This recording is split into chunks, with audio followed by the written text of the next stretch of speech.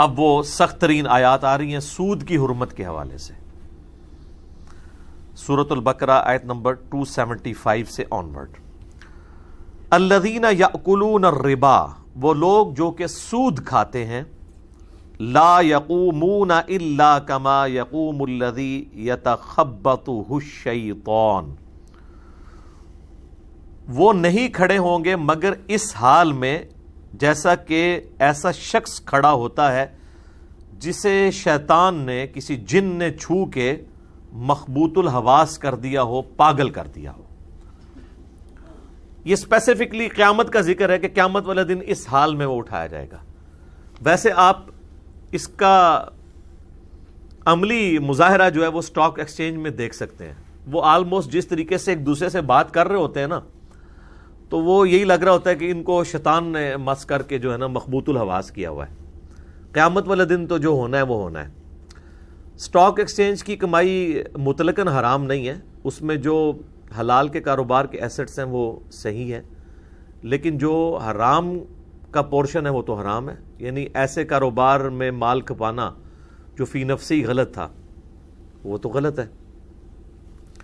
تو اللہ تعالیٰ ہمارا جو دنیا میں سود کھانے والا آدمی ہے وہ قیامت والے دن اللہ کے حضور اس حال میں کھڑا کیا جائے گا جس طرح کہ شیطان نے اسے مخبوط الحواس کر دیا ہو، من المس، چھو کر. ذالک بانہم، یہ اس لیے ہے کہ یہ لوگ کہتے ہیں قالوا انما البیع مثل الربا، کہ تجارت بھی تو سود کی مانند ہے. وَأَحَلَّ اللَّهُ الْبَيْعَ وَحَرَّمَ الرِّبَا، جبکہ اللہ تعالیٰ نے تجارت کو حلال کیا ہے اور سود کو حرام کیا ہے. دیکھیں یہ بڑی امپورٹنٹ بات ہے. جو سود کھانے والے ہیں وہ کہتے ہیں کہ تجارت بھی تو سود والا ہی معاملہ ہے. سود ویسے کوئی لفظ برا نہیں ہے، ہم اردو میں اس لفظ کو استعمال کرتے ہیں، یہ فارسی زبان کا لفظ ہے. سود مند کہتے نہیں، یہ چیز بڑی سود مند ہے، فائدے والی ہے. ایکچولی جو اس میں ایز اے ٹرم ورڈ ہے وہ ہے ربا یا انٹرسٹ انگلش کے اندر، چونکہ اردو میں اب یہ سود بھی چل رہا ہے. تو جو سودی لوگ ہیں وہ کہتے ہیں کہ جی کاروبار اور سود یہ دونوں ایک طرح کے ہیں. پھر کیا وجہ ہے کہ سود جو ہے وہ حرام ہے اور کاروبار حلال ہے؟ تو اللہ تعالیٰ نے اس کے اوپر ورڈکٹ دی ہے کہ اس کی وجہ یہ ہے کہ وَأَحَلَّ اللَّهُ الْبَيْعَ وَحَرَّمَ الرِّبَا، اللہ نے تجارت کو حلال کر دیا ہے اور سود کو حرام کر دیا ہے. یہ ہے اس کی اصل وجہ. اور سورۃ الانبیاء میں ہے لا يُسْأَلُ عَمَّا يَفْعَلْ وَهُمْ يُسْأَلُونَ، اللہ کو کوئی نہیں پوچھ سکتا جو اس نے کیا، اور اللہ ہر ایک کو پوچھ سکتا ہے کہ اس نے یہ کیوں کیا. یہ تو ہے اصولی بات. باقی اگر آپ اس کی تفسیر کے اندر جائیں تو آپ کو ٹیکنیکل ریزنز بھی سامنے آ جائیں گی کہ سود اور کاروبار میں زمین آسمان کا فرق ہے. سود پیسے کے بدلے پیسہ ہوتا ہے،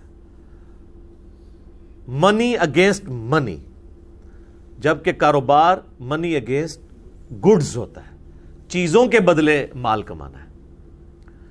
میں 10 لاکھ روپیہ آپ کو دوں، اس کے بدلے 10,000 روپے مہینے میں آپ سے میں اس پیسے کا کرایہ وصول کروں تو یہ حرام ہے. لیکن اگر میں 10 لاکھ روپے کی گاڑی آپ کو دوں اور اس کے اگینسٹ اس گاڑی کا 10,000 روپے مہینہ کرایہ لوں تو یہ حلال ہے. میں 30 لاکھ روپے آپ کو دوں، اس کے بدلے میں 30,000 روپیہ آپ سے اس مال کا کرایہ وصول کروں تو یہ حرام ہے. میں 30 لاکھ کا مکان آپ کو کرائے پہ دوں اور اس میں رہنے کا آپ سے کرایہ 30,000 روپے وصول کروں تو یہ حلال ہے. یعنی جب جب گڈز انوالو ہو جائیں گی، جب کوئی چیز ٹینجیبل فارم میں فزیکلی کوئی چیز انوالو ہو جائے گی تو پھر وہ پیسے کے بدلے پیسہ نہیں ہوگا بلکہ اشیاء کے بدلے پیسہ ہوگا، اور وہ کاروبار ہوگا وہ حلال ہوگا. اس کی ریزن یہ ہے کہ جب آپ کاروبار کر رہے ہوتے ہیں تو کئی لوگوں کا رزق اس کے ساتھ کھل جاتا ہے. مثلا کسی نے رینٹ اے کار کا کاروبار شروع کیا ہوا ہے, گاڑی اس نے کرائے پہ چھوڑی بھی ہے, اب وہ گاڑی 50 لاکھ روپے کی بھی ہو نا, اس کے اوپر 0 زکات ہے. وہ گاڑی جب روڈ پہ چلے گی, اس گاڑی کا کرایہ جو ہے نا مالک وصول کرے گا, اور وہ کرایہ اگر وہ کھا کے استعمال کر لیتا ہے تو اس کرائے پہ بھی کوئی زکات نہیں ہے. ہاں اگر وہ کرایہ جوڑتا رہتا ہے اور سال میں 7.5 تولے سونے کے برابر اس کی مالیت ہو جاتی ہے تو زکات دے گا, ورنہ 50 لاکھ کی گاڑی کے اوپر نہ گاڑی کے اوپر زکات ہے اور نہ اس کی کمائی کے اوپر. اگر وہ کمائی جڑ نہیں رہی, آپ ساتھ ساتھ کھا رہے ہیں. جیسے میں اکثر بتاتا ہوں کہ اسلام آباد میں کروڑ پتی غریب لوگ ہیں, F7 میں کروڑوں روپے کی ان کی کوٹھی ہے, زکات کوئی نہیں ہے. ایک پورشن میں خود رہتے ہیں, دوسرا پورشن کرائے پہ دیا ہوا ہے, 70,000 80,000 بعض اوقات لاکھ 1.5 لاکھ 3 لاکھ 4 لاکھ روپیہ بھی کرایہ وہاں پہ موجود ہے. وہ کرایہ اس سے وصول کرتے ہیں اور وہ مہینے کا اپنا خرچہ چلاتے ہیں. At the end of the day ان کی کروڑوں روپے کی کوٹھی کے اوپر 0 زکات ہے, کیونکہ انہوں نے اپنا مال رننگ میں لائے ہوئے ہیں. جو اوپر کرایہ دار رہ رہے ہیں ان کو اس سے نفع پہنچ رہا ہے نا. پھر اس گھر کے ساتھ وابستہ جتنی بھی چیزیں ہیں, کوڑا کرکٹ اٹھانے کے لیے کوئی مزدور آتا ہے, اس کی روزی اس کے ساتھ جڑی ہوئی ہے. پھر وہ بجلی استعمال کر رہے ہیں, اس بجلی کا کرایہ دے رہے ہیں گورنمنٹ کو, وابڈا کے پورے ملازمین کی تنخواہیں اس کے ساتھ جڑی ہوئی ہیں. تو اسلام یہ کہتا ہے کہ پیسہ رننگ میں آئے تو وہ کاروبار ہے, وہ حلال ہے اور اس میں اللہ کی طرف سے برکت ہے. اور پیسے کے بدلے پیسہ کمایا جائے کاروبار میں لگائے بغیر, لوگوں کا آ جائے کہ یہ لو پیسے اور مجھے اس کے بدلے اتنے پیسے دو, تو یہ ہے ظلم. اور یہ بھی یاد رکھیے گا کہ پروفٹ کی پرسنٹیج تو آپ فکس کر سکتے ہیں, لیکن پروفٹ کو آپ فکس نہیں کر سکتے. مثلا میں نے اگر کسی کے کاروبار میں 10 لاکھ روپے لگائے, کاروبار میں ایز اے سلیپنگ پارٹنر, جسے مداربہ بھی یہ کہتے ہیں, کہ محنت تیری ہوگی مال میرا ہوگا, اور میں اس کے ساتھ یہ طے کروں گا کہ مجھے آپ نے کمائی کا سپوز 50% دینا ہے, وہ اب میری مرضی ہے, جس طرح ہم کنسنسس کے ساتھ کریں. 30% لے سکتے ہیں, 70% وہ لے لے, 30% آپ. آسان سمجھانے کے لیے 50% وہ لیتا ہے, 50% آپ. تو جو پروفٹ ہے اس کی پرسنٹیج فکس ہو گئی, کیا 50%. مراد یہ کہ اگر وہ 10 لاکھ سے 10,000 روپیہ کمائے گا تو 5,000 آپ کو دے گا اور 5,000 خود. لیکن اگر اگلے مہینے وہ 5,000 کمائے گا تو اب آپ کو 5,000 نہیں وہ دے گا, بلکہ 2,500 دے گا. اب آپ اس کو نہیں کہہ سکتے کہ جی پچھلے مہینے تو نے مجھے دیا تھا 5,000 روپیہ, تو فکس کر میرے ساتھ کہ مجھے ہر مہینے تو 5,000 ہی دے گا یا 10,000 ہی دے گا, تو یہ سود ہو جائے گا. کرایہ آپ فکس کر سکتے ہیں, کیونکہ اس میں گڈز انوالو ہو جاتی ہیں. کہ آپ نے کسی کو چنگچی لے دی اور اسے کہا کہ روزانہ کا 300 کرایہ مجھے دینا ہے, تو اب یہ چیز کا کرایہ ہے, یہ بالکل جائز ہوگا. لیکن اگر آپ کسی کاروبار میں انویسٹمنٹ کرتے ہیں, پھر آپ اس سے فکس منی نہیں لیں گے, بلکہ پرسنٹیج لیں گے اس کی کمائی کی. اور اس میں یہ کہ اگر وہ اگلی دفعہ 20,000 کماتا ہے تو پھر آپ کو 10,000 دے گا, اگر 40,000 کماتا ہے تو 20,000 دے گا, 1 لاکھ کماتا ہے تو 50,000 دے گا. اور ایک اور بات, اگر وہ کچھ بھی نہیں کماتا, کچھ بھی نہیں دے گا. اور اس سے اگلی بات کہ اگر اس کو نقصان ہو جاتا ہے تو نقصان بھی وہ برداشت نہیں کرے گا, نقصان اس نے برداشت کرنا ہوگا جس نے پیسے لگائے ہیں. اسلام میں یہ کہ جس کا مال لگا ہوا ہے نا, نقصان اس نے برداشت کرنا ہے. کیوں؟ لاجیکلی محنت کرنے والے تو محنت کی, نقصان ہو گیا, نقصان ہونے سے محنت والے کی محنت ضائع ہوئی. اور مال والے کا کیا ضائع ہوگا؟ مال. یہ تو نہیں کہ اس بیچارے کی محنت بھی گئی, اس کے بعد پیسے بھی نہیں تھے اور وہ پیسہ بھی برداشت کرے. کسی نے زمین میں کھیتی باڑی کی, کسی دوسرے کی زمین پہ, فصل خراب ہو گئی, تو کھیتی باڑی کرنے والے کسان کی محنت کا نقصان ہوا, اور اس کی جو ہے وہ انویسٹمنٹ کا نقصان ہوا. اب وہ یہ نہیں کہے گا کہ جی اس سے تو لاکھ کی کمائی ہونی تھی تو نقصان ہو گیا, آدھا تو برداشت کر آدھا میں. نہیں, پورے کا پورا وہی برداشت کرے گا. اس کا مال ضائع ہوگا اور کسان کی محنت ضائع ہوگی, ورنہ تو ظلم ہو جائے گا. تو یہ اس اعتبار سے یاد رکھنا ہے. اور دوسرا یہ بھی یاد رکھیں, بعض لوگ یہ کہتے ہیں کہ جی بینک والا سود تو حلال ہے, کیونکہ اگلے زمانوں میں سود یہ ہوتا تھا کہ امیر لوگ غریبوں کا استحصال کرتے تھے اور ان سے وہ مال لے کر اس کے عوض ان کو, یعنی غریب سے غریب تر ہوتا تھا, امیر سے امیر تر ہوتا تھا. آج کل تو بالکل الٹا سسٹم ہے. بینک خود کہتا ہے کہ آپ ہمارے پاس پیسے رکھوائیں, ہم آپ کو اتنا سود دیں گے. تو بینک پہ تو کوئی ظلم نہیں ہو رہا, بینک تو خود آپ کو آفر دے رہا ہے, لہذا یہ وہ والا سود نہیں ہے.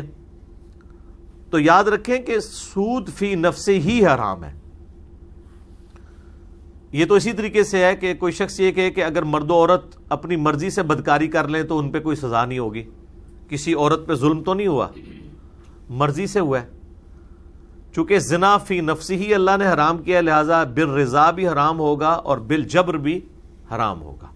سود خواہ استحصال کے طور پہ کیا جائے کسی کا تب بھی حرام ہے, اور خواہ دونوں کی مرضی سے ہو تب بھی حرام ہے.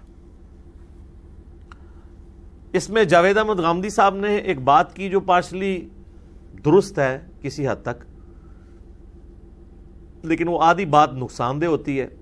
انہوں نے کہیں سوال جواب کرتے ہوئے مختصراً یہ بات کی کہ سود لینا گناہ ہے, سود دینا گناہ نہیں ہے,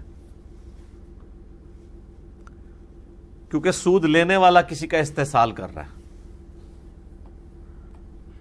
اور سود دینے والا تو بیچارہ مجبور ہے, وہ سود دے گا. یعنی اگر کسی نے بینک سے قرضہ اٹھایا تو وہ بینک کو مجبوراً اس کو سود پہ دینا ہے.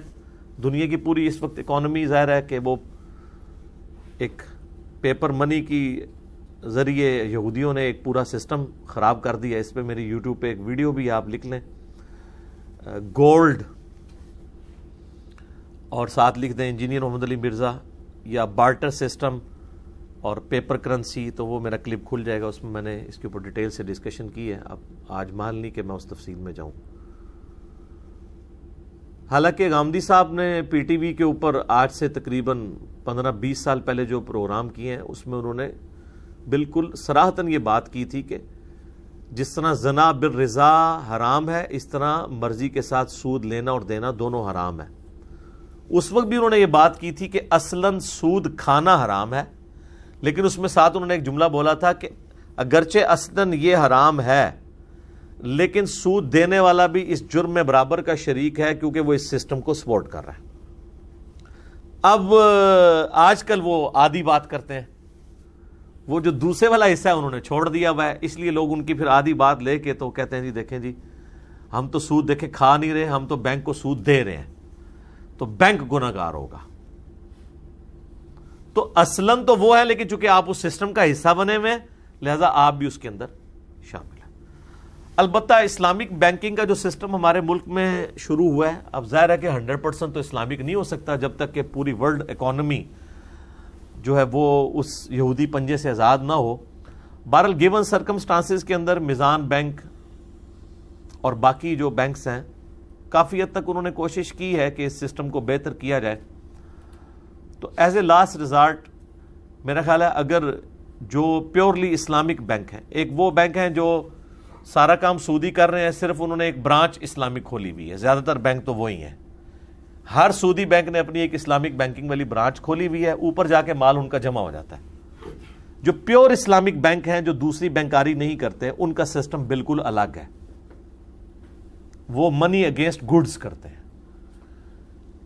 کچھ عرصہ پہلے یہ جو کراچی کا ایئرپورٹ ہے جناح انٹرنیشنل ایئرپورٹ, اس کی توسیع ہونی تھی تو تقریباً 6 ارب روپیہ اس کے اوپر لگنا تھا, جو سامان اور یہ سارا. تو پاکستان میں جو اسلامک بینک والے ہیں انہوں نے گورنمنٹ کو 6 ارب روپیہ جو ہے وہ قرضہ اس اعتبار سے دیا کہ انہوں نے وہ سارا سامان خود منگوایا اور پھر انہوں نے گورنمنٹ کو وہ بیچا. تو ظاہر ہے وہ 6 ارب کا منگوایا ہے تو 6.5 ارب کا بیچا ہوگا قسطوں کے اندر. قسطوں کا کاروبار بھی حلال ہے اگر بیچ میں منی اگینسٹ گڈس ہے. ظاہر ہے کوئی اس لیے کہ تو نہیں بیٹھا ہوا کہ بھئی آپ کو مفت کھلاتا رہے گا, تو وہ اس طریقے سے پھر انہوں نے کمائی کی اور پھر وہ دیتے ہیں. تو آپ اس لیے اگر اسلامک بینکس میں جائیں تو وہ پرسنل لون آپ کو کبھی بھی نہیں دیتے. مکان بھی بنانا ہے وہ کہیں گے ہاں جی مکان بنانا ہے, کتنے پیسے ہیں, آپ کہیں گے 30 لاکھ, وہ کہتے ہیں 20 ہم دیتے ہیں. لیکن صرف 20 لاکھ مانگے وہ کہتے ہیں کوئی نہیں, کیونکہ کہتے ہیں خالی 20 لاکھ تو پھر پیسے کے بدلے پیسہ ہوگا. مکان میں وہ کہتے ہیں کہ ٹھیک ہے مکان بناؤ, 30 لاکھ کا مکان میں 30 لاکھ تمہارا, 20 لاکھ میرا, ٹوٹل ہوا 50 لاکھ. 50 لاکھ کا مطلب ہے کہ اگر اس کے 5 حصے کیے جائیں تو 3 حصوں کے مالک تم, 2 کے ہم. تو جب تک ہم 2 کے مالک ہیں تو تم ہمارے والے پورشن کا ہمیں کرایہ دیتے رہو گے, پلس وہ 2 حصے جو ہیں وہ پھر قرض بھی ہمیں واپس کرو گے. اور جیسے جیسے قرض کم ہوتا جاتا ہے وہ کرایہ بھی کم کرتے جاتے ہیں. تو پیسے کے بدلے پیسے نہیں بلکہ مکان کے عوض لے رہے ہوتے ہیں. اس لیے قسطوں کا کاروبار جو ہے یہ اس سے بالکل ڈیفرنٹ ہے. اس کے اوپر میری یوٹیوب پہ ویڈیو ہے اسلامک بینکنگ والی.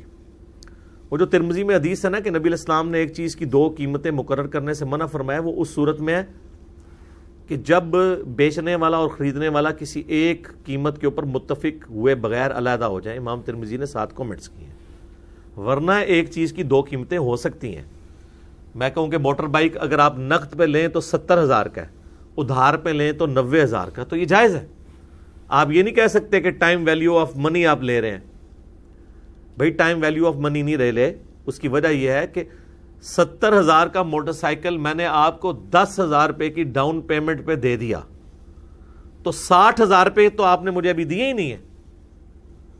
10,000 روپے پہ آپ کو 70,000 کا مالک میں نے بنا دیا. سپوز اگر میں ویسے کاروبار نہیں کرتا, میں سمجھانے کے لیے کہہ رہا ہوں, تو میں نے 10,000 روپے میں آپ کو 70,000 کی چیز کا مالک بنا دیا. تو آپ ذرا یہ بتائیں کہ یہ جو 60,000 روپے ہیں بقایا, یہ 60,000 روپے آپ کو میرے رشتہ دار تو نہیں ہے کہ میں نے آپ کے ساتھ نیکی کی ہے. یہ اس موٹر سائیکل میں صرف 10,000 کے مالک آپ ہیں, 60,000 کا مالک تو میں ہوں بیچنے والا. لہذا جتنے پورشن کا میں مالک ہوں اتنے پورشن کا اس موٹر بائک کا کرایہ مجھے آپ کو دینا ہوگا, پلس مجھے وہ 60,000 بھی واپس کرنے ہوں گے آہستہ آہستہ کر کے. اس کے اوپر یہ پوری اسلامک بینکنگ کا سسٹم کھڑا ہے. یہ ایک چھوٹے سے فارمولے. باقی یہ کہنا ہے کہ قائبر ریٹ جو ہے وہ سودی بینکوں کا اور اسلامک بینک کا ایک جگہ سے ہی نکلتا ہے, تو ظاہر ایک جگہ سے ہی نکلے گا نا, اسٹیٹ بینک سے. پوری دنیا کا سسٹم ہی سودی ہے نا. ابھی اسی گیون سرکمسٹانسز کے اندر ہی آپ نے کچھ کرنا ہے نا. اب آپ یہ کہتے ہیں کہ جی وہ اسی آلودہ ہوا کے اندر ہم بھی سانس لے رہے ہیں اور دوسرے بھی لے رہے ہیں, تو بھئی اب پوری ہوا ہی آلودہ ہے, یہاں سے تو ہمارے لیے بچنا محال ہے. البتہ اگر آپ نے امرود کاٹ کے رکھے ہیں اس میں کیڑے نکلے ہیں, پھر میں آپ کو یہ مشورہ نہیں دوں گا کہ آپ اس کو کھانا شروع کر دیں. اس سے تو بچنا ممکن تھا. تو جہاں تک بچنا ممکن ہے وہ تو آپ نے بچنا ہے. باقی بینک ٹوٹلی تو اس کا کاروبار حرام نہیں ہے, بڑی خدمت کا کام ہے. آپ کے سارے بل جمع ہوتے ہیں, آپ کے پیسے کی حفاظت کرتا ہے. یہ چھوٹی خدمت ہے بینک کی.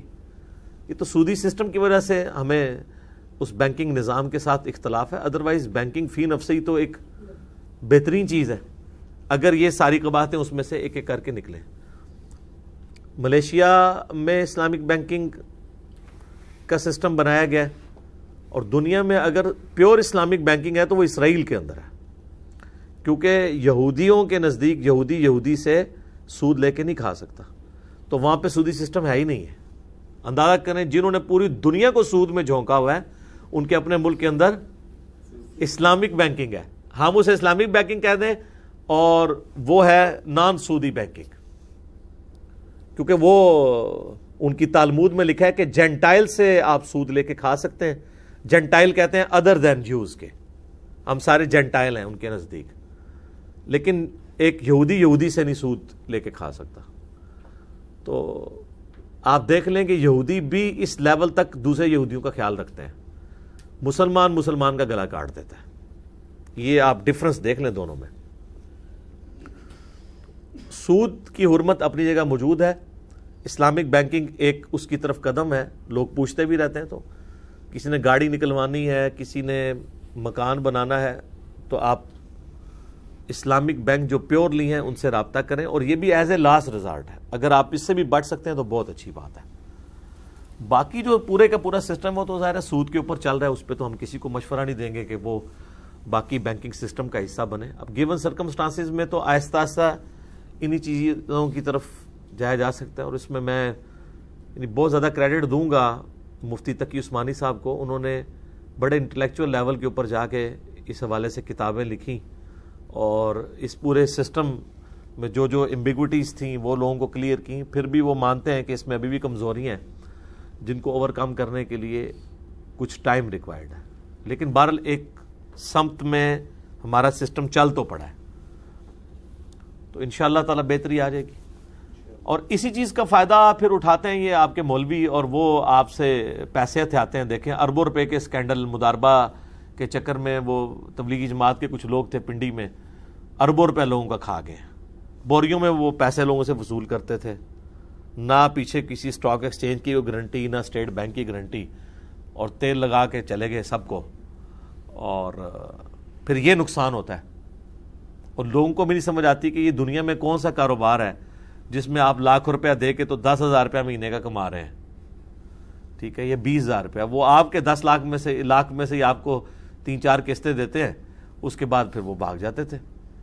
یا بہت بڑے والے لوگوں سے جو ہے وہ بڑے لیول پہ پیسے اکٹھے کیے، چھوٹوں کو نوازتے رہے، اس کی وجہ سے گاہک انہوں نے اکٹھے کیے، اور اس طرح پھر آپ کو پتہ ہے جو اسکینڈل سامنے آیا. تو اس حوالے سے حکومت کا کام ہے کہ وہ اس طرح کی چیزوں کو اس وقت کنٹرول کر لیا کرے کہ جب یہ سارے معاملات ڈبل شاہ والے چل رہے ہوتے ہیں. اینڈ پہ جب خبر لگتی ہے پھر گورنمنٹ کو بھی خیال آ جاتا ہے کہ اچھا یہ کیا ہو گیا، حالانکہ اس کے بعد کچھ بھی نہیں ہونا ہوتا. وہ پھر ایسے لوگ پکڑ بھی جاتے ہیں، وہ کہتے ہیں ٹھیک ہے جی ہمیں جیل میں ڈال دیں، ہمارے پاس تو کچھ بھی نہیں ہے، کہاں سے دیں؟ تو پیسے تو پھر بھی کوئی نہیں واپس ملتے. بہرحال میں نے سود کے حوالے سے اتنی گفتگو کر دی ہے کہ آپ کو اوورآل ایک ڈاکٹرن کلیئر ہو جائے. فَمَنْ جَاءَهُ مَوْعِظَةٌ مِّن رَبِّهِ، پس جس کے پاس اس کے رب کی طرف سے نصیحت آ گئی، یعنی کیا نصیحت؟ کہ سود سے بچ جاؤ. فَانْتَهَا فَلَهُ مَا سَلَفَ، تو وہ سود سے رک جائے، البتہ جو پہلے گزر چکا اس کی معافی ہے. وَأَمْرُهُ إِلَى اللَّهِ، اور اس کا معاملہ اللہ کے سپرد. وَمَنْ عَادَ، اور جو اس کے باوجود اعادہ کرے پھر سود کھانا شروع کر دے. فَأُولَئِكَ أَصْحَابُ النَّارِ، پس ایسے ہی لوگ ہیں اہل جہنم. ہم فیہا خالدون، وہ ہمیشہ اس میں رہیں گے. اللہم اجرنا من النار. اللہ تعالیٰ مارا کہ جس نے توبہ کر لی تو اب پچھلا جو سود اس نے کھایا ہے نا وہ معاف.